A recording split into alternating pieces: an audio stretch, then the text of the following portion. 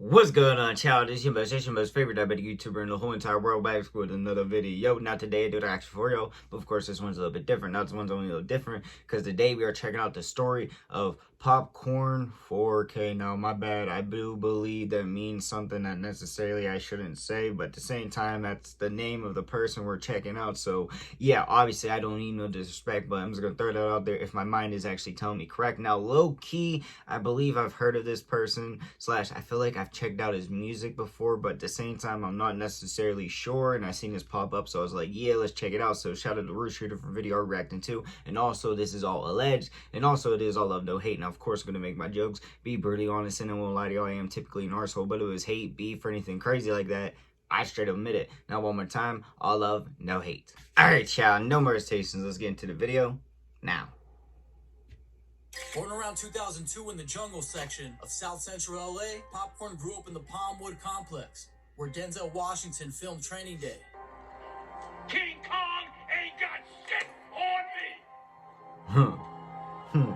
Low key making me want to watch that shit. And this became PopKorn's world from day one. When he was just 10 years old, his father, who was also involved in gangs, got sentenced to over a decade in prison. Leaving PopKorn to navigate the streets largely on his own. Now by 13, PopKorn quote-unquote jumped off the porch and was deep in juvenile detention already. It's not clear how he ended up there in the first place, but this is where he'd meet the future members of the Baby Stone Gorillas. The camp That's how I heard of this group, okay. With PopKorn and his crew representing just a handful of the black. It's been a minute since I heard anything about them, but I have heard their songs and reacted. It was here that the bonds were formed that would translate into one of LA's most authentic rap groups. But before the music, PopKorn was building his reputation the old-fashioned way. In 2019 to 2020, he gained internet notoriety through his fight videos that went viral across social media. You can see PopKorn young as hell, throwing hands. Showing up with these videos online early in his career is pretty much what set the tone for his name. Now, the formation of the Baby Stone Gorillas in 2023 seemed almost inevitable at this point. PopKorn, along with Top 5, E-Killer, and 5 Much, had grown up together in the jungles, and then would also see each other in juvenile hall, which after that they would stay locked in until this day. When they started rapping seriously, it brought a whole new sound to LA, something different that the people haven't heard in years. Then their breakthrough track, STL Caps and J-Hats, caught the attention of Empire Distribution, and suddenly these guys that have been gangbanging since middle school were sitting in industry meetings. So it wasn't just their gang ties that set them apart from the other rappers in LA, but they actually made good music. Tracks like STL Caps and J-Hats and their collaboration with Big Sad, titled Mainline, took their careers to another level. You know that too. Yeah, I ain't gonna lie, low key, I still do listen to some of their songs. You gonna slide back through? Shit, man, it's like a whole lot of gang shit, you feel me? It's lifestyle, we love that shit, like, you feel me? On Peace Stone, we got it out the mud, like, ain't nobody give a shit. On Peace Stone, like, you feel me? I'm saying, you feel me? Got a couple niggas that looked out. I'm saying, yeah, hell yeah, we on that. It's our time. Fuck, we up next, nigga, we up now. It's sad. Dead homies, nigga. Yeah, it's that shit, man. It's JG, it's legendary. It's the legendary landmark. When dead homies, you get put on back there. Shit get whacking in the front. On the set, we on everything, slide by, backside on that, on Blackstone, we on all that. It's legendary right here. JGP, I got put on in the back on Peace Stone. Feel me? On Blackstone, yeah. Hell yeah, though. Legendary right here. You never know what'll happen right here. It's a whole lot of gang shit on blood, nigga. It's crazy over here. Feel me? It's crazy. You never know what'll happen. It's a land. Nicolette, Pennafort, on brother. Feel me? Steve Lee, August, like on Blackstone, nigga, the G block, Cell block, nigga, be like my nigga Cell, nigga on Peace Stone, yeah, man, Cell block and all that. Yeah. Hell yeah. I don't know why I did that, my bad. Party on the J side, we love that shit, you feel me? On Peace Stone, hell yeah, though. By 2024, they were working with major producers like Mustard and even caught the attention of Travis Scott. However, the group's success brought the face-to-face struggle of being an active gang member in the music industry. Unlike many rappers who distance themselves from street life, once they get deals, Baby Stone Gorillas maintain deep street ties. They're known to be cool with Rolling Twin Bloods and sometimes the Hoovers, due to common enemies in the neighborhood Crips and 18th Street. This involvement was both their greatest asset and their biggest liability. However, PopKorn's legal troubles started mounting in 2024 with a gun case that resulted in $1 million bail and house arrest. God dang. And while on bail, dealing with gun charges, PopKorn's conflicts began playing out on social media in ways that damaged his carefully built reputation. His beef with 4Extra started over accusations that 4Extra had lied about encountering Baby Stone Gorilla members. We on the top. We came out the store at the Crenshaw Mall, saw the exact thing that happened. You go rewind. It's cameras on in there, so you can rewind it. We went down the motherfucking elevator. We down the thing on a dead homie. We come down the elevator. It's a group like little kids, one tall one, and like 3 or 4 little little ones. So when we went down the thing, you know what I'm saying? I'll be banging. You get what I'm saying? We go down the thing. They all in the group. I'm like, who is these niggas? So soon as we get down, they're like, oh, what up? I'm like, where you from? Where y'all niggas from? They're like, oh, we on bang. No, 4Extra's like off the back. I'm like, oh, I'm a dead homie. I thought y'all niggas bang. Dead homie, I'm on one. They're like, nah, nigga. Like, nah, nigga, off the back. Like, nigga, we your fed. Can we, like, what's the name? I'm like, yeah, what up, fool? You know what I'm saying? I shook all their hands. You know what I'm saying? There was a female with them. Shook their hands. They like, yeah, nigga, just watch your interview off the back. I'm like, yeah, off the back. You know, we all saying off the back and shit. We all saying that. And you know what I'm saying? I'm like, all right, nigga, woo. They like, yeah, we can't wait till the song go.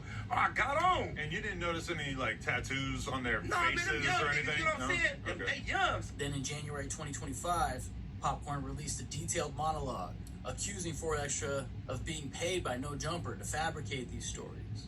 Now say you say, oh, you be in jail, you be going to jail every other week. I'm about to be in the pen. So nigga, I'm really gonna press your old ass. I can't wait to be you. Because 10 times No Jumpers in a week, you need that check. Dead homies. You need No Jumper money, quite so. I ain't never seen a nigga do No Jumper 10 times in 1 week. I swear to you. Not even 1 week, a month. No Jumper 10 times in a month, you're brave. Nope. Adam pay niggas to lie. Come on, bro. I like the person clapping in Come the on, background. Adam. You paid this nigga, you cut this nigga a check. I don't know if he paid him to lie necessarily, but A nigga can pay me $1 million to lie on nobody. A nigga can pay me $2 million to make up a fake story. You gotta be pure, 100%, rock solid. That's how I knew you wasn't rock solid. When she went on that internet and said you ran into us, and then Adam asked him and said, you didn't see any kind of cartoon logos that, you know, for you to know that them the Baby Stone Gorillas? Oh, them niggas is kids. And nigga, that ain't got nothing to do with the fact that you're motherfucking lying. Because if you seen us, every member from the group got a face tag. Nigga, everybody except the killer. But you gonna know EK. You gonna know the energy. Because he gonna announce himself. You gonna know him. 2 days later, he would be seen again making threats at 4Extra. But then crackhead rapper Dodie 6 would record PopKorn in traffic and pull up on him. I'm outside throwing it. Yeah, let me see it. Let me see it. Let me see it. Let me see it. Let me see it. Let me see it. Let me see it. Let me see it. I ain't see it. Where your gun at? I don't like stains, bro. Let me see your gun. Say you don't like what? I don't. Sir, shoot me. Shoot me. Pull up, ready? Pull up. Pull up. God dang. Fuck stuff. Then afterwards would post his ID on Instagram with the caption, "Stop playing with me," showing that clearly someone had access to his private information. And when the two met face to face in traffic in May, it had seemed that PopKorn backed down. For someone who had built his whole reputation on fighting anywhere, Well, anytime. first of the all, it Dodie looked like 6 he had a incident driver, was so starting maybe the polls driver wasn't going to The same stop. person that had gone viral at 17 for 5 videos, now backing down from a crackhead rapper in traffic. Let me know if we should do a video on Dodie 6. Then if that wasn't bad enough, around August 2025, PopKorn was seen, quote unquote, beating a stud on the blade.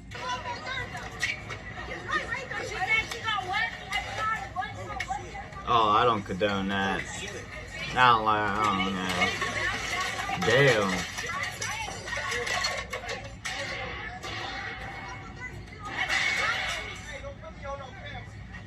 I'm coming hard about one.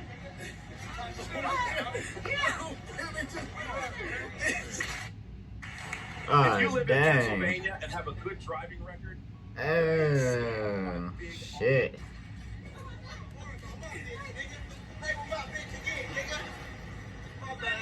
And again, went viral for all the wrong Okay. reasons. It showed PopKorn targeting someone who couldn't defend herself And I believe especially with this incident, I mean, it couldn't have helped his case. They definitely used this in court to take him down for the RICO charges, which he would be arrested for shortly after. 11 alleged gang members are in federal custody in what I don't know how I didn't hear about a major this. takedown of a vicious trafficking ring. Investigators say the suspects used social media and music videos to recruit young women and children, targeting runaways and kids in foster care. KTLA's Lindsay Pena live in Westwood with more on the story. Lindsay. These are photos of some of the 11 alleged members or associates of the South Los Angeles-based Hoover Street gang who are now in federal custody on a long list of charges that include racketeering, trafficking, drug and firearms-related crimes, and money laundering.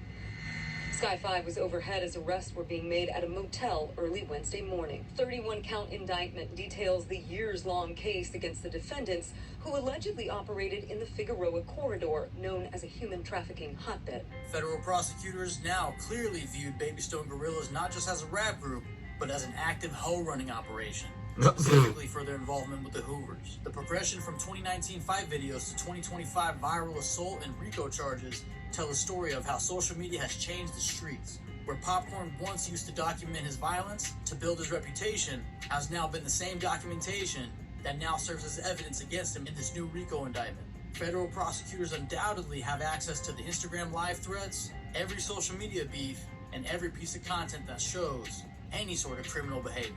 Baby Stone Gorillas as a group continue to work together despite PopKorn's legal. I don't know why I froze. But PopKorn's actions have undoubtedly complicated their trajectory. It's one thing to rep your set in music, it's another to provide federal prosecutors with a social media timeline of threats, violence. Alright, so I'm just gonna say this point blank. If it was just being managers, you know, allegedly of a trade that's been going around longer than most of us all combined would, you know, even add up to time, then, you know, honestly, I wouldn't, you know, be like, yeah, but if you're allegedly adding kids and all that to this, that's where I, you know, take it the degree. I don't think that shit should be going down. That shit's disgusting in my opinion. But if you are just managing them, women, grown women who actually want to do it with free will, then yeah. But if you're making them or anything crazy like that, then no, that's where I draw the line. Now, of course, it's all alleged. We don't know necessarily if there was children or anything from this little news clip, of course, but yeah, I'm just going to say that's kind of where I draw the line on that shit, unless, you know, he, the only way that you could look good in this way if you did do this was if it was like just consensual and it was all grown-ups, not no kids that were in the foster system and shit like that. But honestly, yeah, I listened to a lot of their songs, and it hasn't been a while, but the songs I've heard I liked,